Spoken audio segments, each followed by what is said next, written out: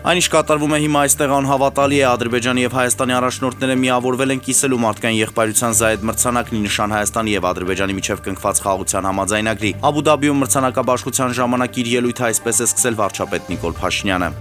Ես կարծում եմ, որ այս մրցանակաբաշխությունը խորհրդանշական է, քանի որ Հայաստանի եւ Ադրբեջանի բանակցությունների եզրափակիչ փուլը տեղի է ունեցել այստեղ անցյալ տարվա հուլիսին Վաշինգտոնի պատմական գագաթնաժողովից մեկ ամիս առաջ Աբու Դաբիում կայացած մարդկային եղբայրության մրցանակաբաշխության ժամանակ հայտարարել է Իլհամ Ալիևը։ Ազգային ժողովի փոխխոսնակ Ռուբեն Ռուբինյանը սոցցանցի իր էջում գրել է Հայաստանի վարչապետն ու Ադրբեջանի նախագահն Աբու Դաբիում մրցանակ են ստանում խաղաղության համար։ Չկա ավելի արժանապատիվ բան, քան խաղաղությունն է, պիտի տեր կանգնենք այս խաղաղությանը։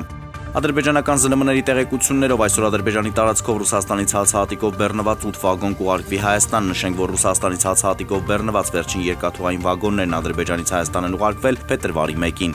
Ռուսաստանի արտաքին գործերի նախարարության խոսնակ Մարիա Զախարովան հայտարարել է, որ Իրանից Ռուսաստան հարստացված ուրանի տեղափոխման նախաձեռնությունը սեղանին է։